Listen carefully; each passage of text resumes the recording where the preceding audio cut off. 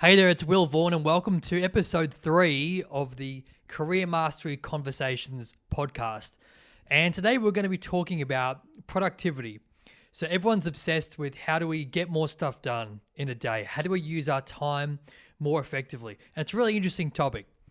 We've all only got 24 hours in a day. So whether you're, Warren Buffett or Bill Gates, or even just, whoever. Everyone's got the same amount of hours in the day.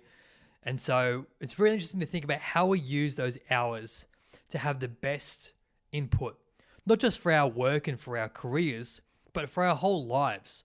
So how we manage our time, that can affect our relationships, that can affect our physical body, can affect our mind, and obviously have a direct impact on our career and how effective we are at work, whether we're at home working remotely or whether we're in the office.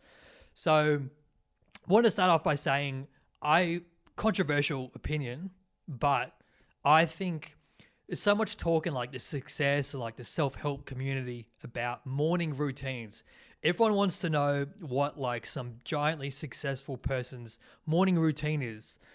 Do they have coffee? Do they do keto? Do they fast in the morning? Do they get up at 5 o'clock and then read 4 books and, walk around Central Park and solve world hunger? I don't know. Do you know what I mean? Like everyone's obsessed with morning routines, and there's nothing wrong with that. There's nothing wrong with morning routines. I just don't think there's enough emphasis put on how you structure your time across the entire day. Because what you do in your morning is great. Like your morning is super important. It sets up your day. Fantastic. But what if you have a great routine in terms of your morning, but you're terrible at being distracted throughout the day, or you always have a big slump in the afternoon and you find yourself checking your phone all the time? What if you get easily distracted by your coworkers when you're in the office? I'm super guilty of that. I love going into the office. One of the best parts about it is socializing with your coworkers, your colleagues, but easy to get distracted. So not a good use of your time and not being productive. Also, massively overlooked is your evening. How you prepare for the next day can have a massive impact on how productive you are the following day and the following morning. So, kicking off the conversation, I've already sort of gotten into it, but we're talking about how you structure your day and how you structure your time. From the night before into your morning, which is important, but overrated in my opinion, and then how you structure your whole day. So whether you're at work for 8 hours, 9 hours, 10 hours, how you use that time, how you get the most out of it. And then your evening, and then how you prepare before you go to bed for the next day sort of thing. So how you structure your time is so important, and don't focus on just your morning, focus on your entire day. So how you structure your time, I know that I like to, for my work day specifically, like firstly, I'm not a massive morning person. I don't think you have to have some crazy super uber morning routine unless you want to be like a billionaire Bill Gates sort of thing. And even then, I can guarantee you he probably didn't have the most structured morning routine when he was growing Microsoft, because he probably was up all night till like 4 a.m. writing computer code. And then he probably slumped out of bed after 4 hours sleep and had a coffee, no food, and went into work. He'd probably be I don't know if that's true or not. It probably isn't. But I would imagine if you're starting, a startup company, you don't have any time. Your work is your obsession. You don't have time to get up in the morning and meditate for 2 hours and then have a, NutriBullet smoothie and then, journal for 6 hours and then all of a sudden start your day. You're probably more singularly focused. And I think the most simplest stuff is the best for any routine or any practice that you have in your life. The thing that's the most simplest and the most consistent and the most repeatable, fantastic. So for me personally, I'm not a big morning person, but I'll get up like on the days that I'm working from home. So I'm only in the office Tuesdays and Thursdays, so 2 days a week. Monday, Wednesday, Friday, I'm working remotely from home in here pretty much. And I get up, not that early really. I have a coffee. I go to the gym. This week I went for a walk around the park near our place. I look at what my meetings are for the day, and that's about it. I don't have any crazy journaling, or I don't read in the morning. I much prefer to read at night. But yeah, I get my exercise done, preferably. That way it's out of the way, and everything I eat the rest of the day goes to feed the gains or something like that. But get the exercise out of the day, and I got the rest of the day I could use my lunch break for something else. I could use my evening for something else. I know I've got more time and the energy in the morning, like more energy in the morning for exercise. But everyone's different. That works for me. But I just want to say, you don't need to subscribe to some massively anally retentive morning routine that you saw some guy on YouTube, ironically, talk to you about. If it doesn't work, if it doesn't resonate with you, do what works for you. And like what your body and what your results of your career and your lifestyle, and that will tell you whether or not you're on the right track with what you're doing. If it doesn't feel right, look to change it up. All right, so that's your morning. Well, that's my morning. And then the work day. So that's a long chunk of your day from say 8:30 through to 5:30, 6 o'clock, depending on what your job is and what you do, right? I work a corporate job, so my hours tend to be roughly 8:30 to 5:30. Occasionally I've got a global call. Last week I had a global call that was like midnight because we were meeting with like Dubai and Brazil and stuff like that. Occasionally out of hours calls, sometimes in the morning. Like if we talk to America, it's in the morning. If I talk to the UK, it's in the evening, Australia time. And then if it's global, forget about it. Like if it's a group call, very late, essentially. But the work day, so that usually, let's say 9 to 5, I like to structure my time so that I know exactly every day, almost every day what I'm working on. So at least 2 days in advance. For example, if it's Monday and I'm looking at Tuesday, Wednesday, I at least know exactly what I'm doing Monday, Tuesday, and potentially some of Wednesday. So what I mean by that is I've got obviously meetings in the diary, because if you work at a corporate job, you've got meetings. Maybe they're one-off meetings, maybe they're regular whips and check-ins or project updates, etc. But aside from that, my free blocks of time, I put I fill my diary with specific tasks that I'm working on, so that at least, all right, cool, I've got a checklist of things I need to do this week. I know what's coming up. I look at my week. I say, is there anything I need to present this week? Are there any deadlines due? And what does next week look like? So I can set up the back end of my week to prepare for the things happening next week. But I set in specific blocks of time to work on specific things so that it's allocated, it's there. I've got time locked away to focus and get it done. And I have a singular view of what I'm working on, so that when it gets to 1 o'clock in the afternoon and I'm like, oh, cool, I finished meetings, I finished lunch, what am I doing? I don't need to sit there twiddling my thumbs saying, oh, cool, what am I doing? Oh, is this a priority? Is that a priority? I know exactly what I'm working on and I get straight into it. So if you can do that again in advance, being prepared, looking at your week and say, all right, cool, this needs to get done, this needs to get done, these are priorities, this is not a priority, that can wait. Take the thing that can wait, push it to your back of your week. Take the things that are priorities and lock them in. Lock in time. Time is the resource that we're talking about here in terms of being productive. So much about it is locking away time to do deep work and get things done.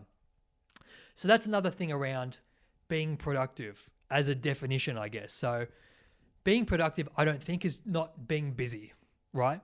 How many times do we get emails and we get requests come through and you think, oh, cool, I was really busy today. I had meetings, I got back to a lot of emails, I got a request from this guy, got a request from that girl. So much was happening. But then you look back at the actual big projects and the big rocks that you're working on, and you didn't actually get a chance to attend to them because you were so busy putting out fires or chasing your tail about immediate things that came through. Maybe some of those were a priority, maybe some of them weren't. So that's why it's so important, at least that's how I feel about my work, is to lock away those specific chunks of time to do deep work so that I can look at what are the most important things that I should be working on. They're going to move the needle, that are going to affect my KPIs, that are really going to drive business results, and that my manager and the director above my manager know that I'm working on and are really keen to see the results of. I need to make sure that time is allocated for that and to have singular focused time to go deep and to really, put in an hour and a half, 2 hours to really smash out some high quality work and really make some significant progress on a particular project or task that I'm working on.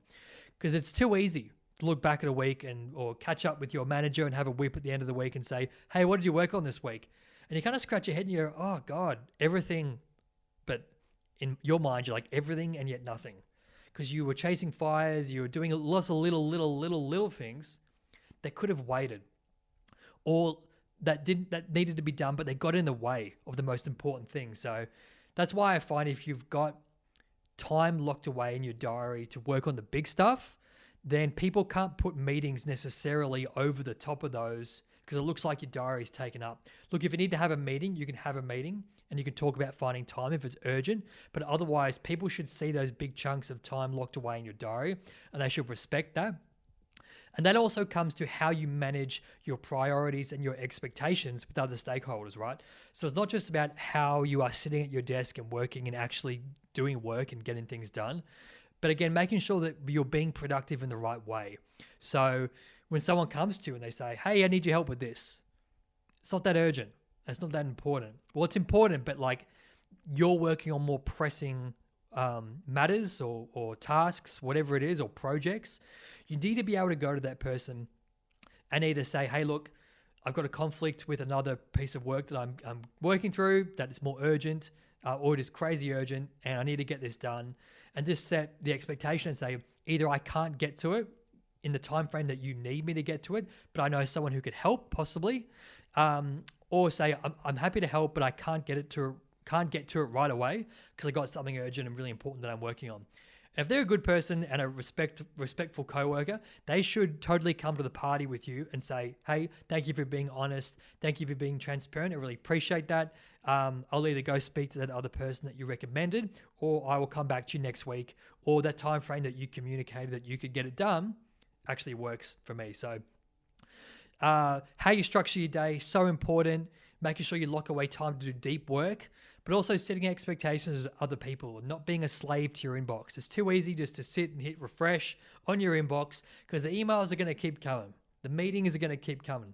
You need to find a way to work around that, to allocate time for things that are the most important, to have enough time to work on them to get some really deep, productive work done. And then the last one I wanted to share in terms of being productive is how you manage this thing. This bad boy is the worst thing for attention span, productivity that exists pretty much on planet Earth. Like, don't get me wrong, not just talking about iPhones, talking about smartphones, mobile phones, Samsungs, whatever it is, don't care. Our smartphones, they're literally so addictive. And look, I'm just as much, guilty of this as much as anyone. And the worst part is that the apps, I'm talking about, the social media apps, they are becoming increasingly more, there are people whose entire jobs are dedicated to making these platforms as addictive as possible, to make you sit there and watch and just mindlessly scroll. And there's nothing wrong with that. It's really just how you manage it, how you manage your phone, how you manage calls coming through, how you manage the time that you allocate to spend on social media. You could say, all right, cool, I'm going to look at social media in the morning and at lunchtime and in the evening. And if you only did it during those times, you would get so much work done. Not only would that be great for your productivity, it'd probably be great for your brain and your attention span and your mental health as well. There's nothing worse than you sitting and you're looking at a few things. Just have a break from work. Check your messages from your friends, see who's posted what. We all do it. Have a scroll. Next thing, you're going through reels and you're like 10 reels deep and you're like, oh my God, what am I looking at? This has got nothing to do with what I started looking at. I'm looking at some weird clip of someone, I don't know. I don't even know. Like, the stuff on social media sites these days is unbelievable, the kind of stuff that's out there. So how you manage it, and just start being aware of your relationship with your phone. And again, I'm no expert in terms of how I manage my phone to the absolute best of my abilities to being productive, but I do know that how I manage it holds the key to being most productive. Like, without a shadow of a doubt, the iPhone is, or just the smartphone, is just so addictive, and it's absolute kryptonite. I think I'm using that word in the right context. It's absolute kryptonite for productivity. Like, it's just too easy to lose time. It's too easy to pull up the phone and pull up the gram and have a look. So start being maybe more intentional and more conscious about how you use your mobile phone during the day, especially during work.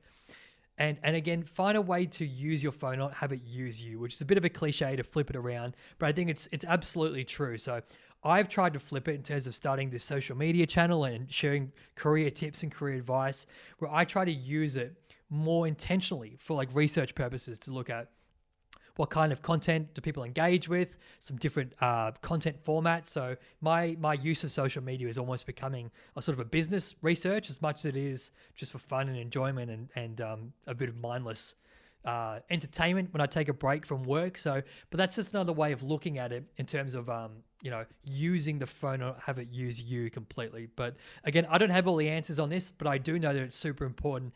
And I would challenge you to think of ways that work for you and that resonate for you to, think about being more productive in terms of how you use your smartphone, but also how you manage your time throughout the day. Yes, a morning routine is great, but also for me, on the days that I go to the office on Tuesdays and Thursdays, the nighttime period the day before, so important. I lay my clothes out, I iron my shirt, I have my meal prep stuff ready to go to chuck in my backpack. I literally get my backpack, put my laptop in it, my charger, my mouse. I get ready so that when I wake up in the morning, because I'm not a good morning person, I kind of like to hit the snooze, very guilty of that. But I know that about myself, and so I try to cater for it by meaning that everything's ready to go. When I do get out of bed, jump in the shower, shave, have my NutriBullet smoothie, get dressed, backpack on, stuff's ready to go, chuck the lunchbox in, and I'm out the door, ready to go. So much of this comes down to self-awareness and tweaking what works for you. But I think being prepared, being organized, both how you structure your work week, but how you structure all the things around your day, your meals, preparing your clothes and things like that the night before. Things like that are very basic, and they mean that when you wake up, you don't have to think about it. It's ready to go. So you save some time, but you also save some very precious mental energy as well. So awesome. That was episode 3, I think it was, talking about productivity on the Career Mastery Conversations podcast. If you're watching this on YouTube, don't forget to like and subscribe. And if you've got any questions, feel free to shoot them in the comments below. More videos and podcasts coming out every single week. And I look forward to sharing more thoughts and more conversations and more tips with you. Cheers.